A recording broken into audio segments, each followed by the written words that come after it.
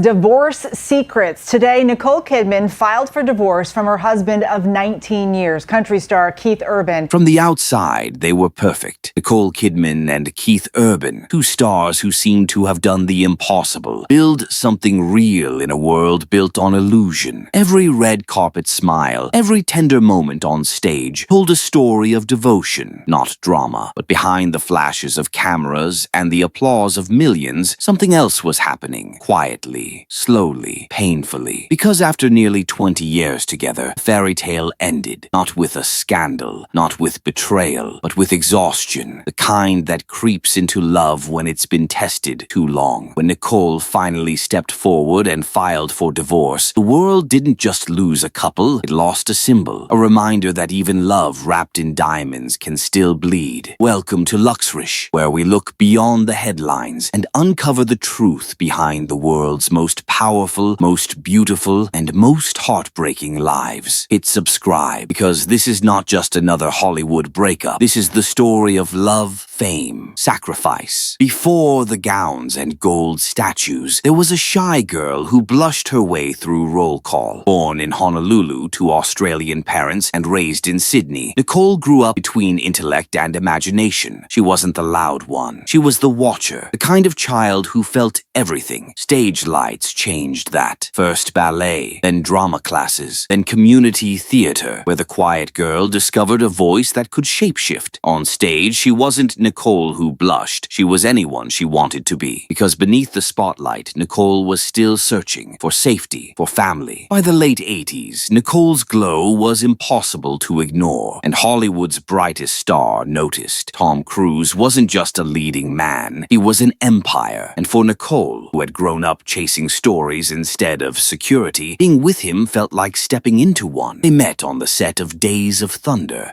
and it was instant chemistry, a collision of fame, youth, and destiny. Within a year, they were married. Two golden faces on every magazine, two names that defined Hollywood's idea of perfection. But behind the glamour, there were shadows. Tom's devotion to Scientology quickly became a silent third presence in their marriage, a force that demanded loyalty, structure, and control. Nicole, who had always fought to find her own identity, now felt it slipping again. They adopted two children, Isabella and Connor, and for a while the world believed the fairy tale. But when the marriage crumbled in 2001, the loss went deeper than divorce. Nicole didn't just lose her husband, she lost the family she had built. Her children stayed with Tom. By 2005, Nicole Kidman had rebuilt her world brick by fragile brick, an Oscar on her shelf, a quiet dignity after public heartbreak. She was glowing, but guarded. Keith Urban, meanwhile, was standing on the edge of stardom and self-destruction. His music was soaring. His name was rising. But behind every spotlight was a shadow, loneliness. Then fate intervened. The two met at the G-Day USA Gala in Los Angeles, a night meant to celebrate Australian success abroad. She arrived elegant, radiant, every inch the Hollywood icon. He arrived humble, shy, carrying the kind of charm that didn't try to impress. It just existed. Nicole later admitted she wasn't even sure he liked her. He took her number and didn't call for months. But when he finally did, something clicked, something real. Their connection was instant. By May, they were inseparable. By December, Nicole was describing him as the man who swept her off her feet. Tom Cruise had been control, structure, perfection. Keith Urban was everything opposite, raw, vulnerable,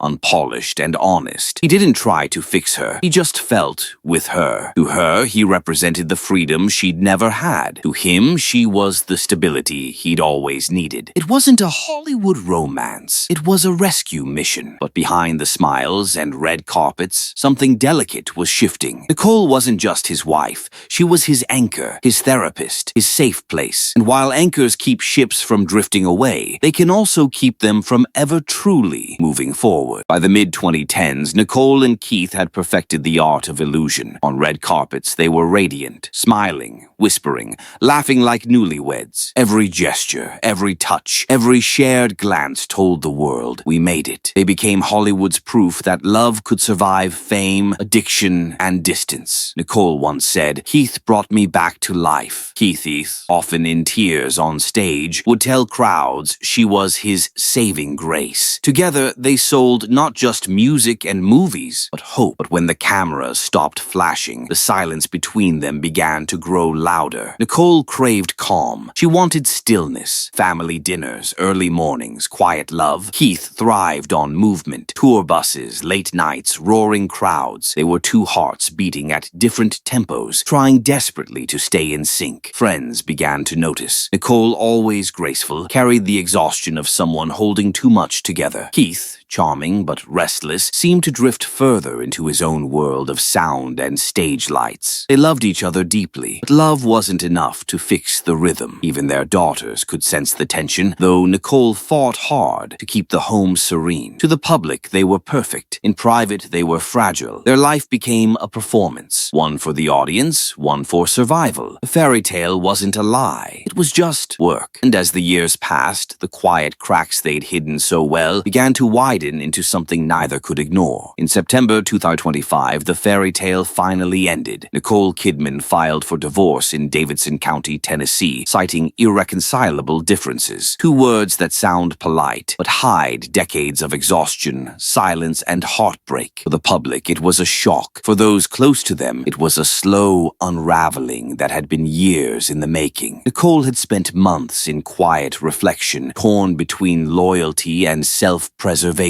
For years, she had been the glue, the caregiver, the quiet strength. But even strength has limits. Friends described her as heartbroken, but calm, not angry, just finished. She had given all she could give. The divorce papers were clean, simple, almost clinical. No alimony, no drama, just a line drawn between two lives that had already drifted apart. Nicole requested primary custody of their daughters, Sunday and Faith, her world, her reason for moving forward. Keith would share decision-making rights, but his touring life made stability impossible. It wasn't war, it was surrender, the kind that comes when love has turned into duty, when every effort to fix something only breaks you a little more. When news broke, fans felt betrayed. How could they? The couple who made us believe end like this? But love stories, even golden ones, aren't built to survive forever. Sometimes they burn bright enough to light a generation and then fade quietly into something only memory can hold. Just days after the divorce became public, Keith Urban walked onto a stage in Pennsylvania, alone. No wedding ring, no smile, just a man with a guitar facing a crowd that suddenly felt more like witnesses than fans. That night, his concert turned into something raw. Part confession, part therapy, part heartbreak. When he began singing his 2004 hit, "You'll Think of Me," the audience held its breath. The original lyric said, "Take your space and take your reasons." This time, his voice cracked as he changed the words, "Take your unreasonable reasons." The crowd gasped. Within hours, clips of the moment went viral. Was he talking about Nicole? Was it anger, grief, or both? Nobody knew for sure, but everyone felt it. He didn't stop there. Keith deliberately cut "The Fighter" from the set list, the very song he once wrote for Nicole, the anthem of their love story, while Keith poured his heartbreak into the microphone. Nicole Kidman chose silence. No public statements, no cryptic social media posts, no interviews, just quiet. Weeks after filing for divorce, she appeared at a film festival without her wedding ring. She wore white, elegant as ever, her smile faint but steady. Reporters shouted questions. She didn't answer a single one. It wasn't coldness, it was control. Nicole has always believed in composure. When life crumbles, she doesn't lash out. She straightens her spine. It's how she survived Tom Cruise. It's how she survived Hollywood. And now it's how she faced the end of a 19-year marriage. In the end, Nicole Kidman and Keith Urban's story isn't a tragedy. It's a reminder that even the most beautiful love can't always survive the weight of time, distance, and silence. That sometimes two people can give everything and still lose each other. For nearly 2 decades, they carried the illusion of perfection, Hollywood's golden couple. Maybe for a while, they really were, because love doesn't have to last forever to be real. Nicole walks forward now, calm, radiant, focused on her daughters. Keith still sings, his heart stitched into every lyric. Two souls who once found light in each other, now learning how to live without it. Maybe that's what real love is. Not the fairy tale, but the courage to let go when holding on hurts too much. Because some endings aren't failures, they're transformations. This was Luxrish, where we look beyond the headlines into the heartbreak, the humanity, and the truth truth behind the glitter. If this story moved you, tap subscribe,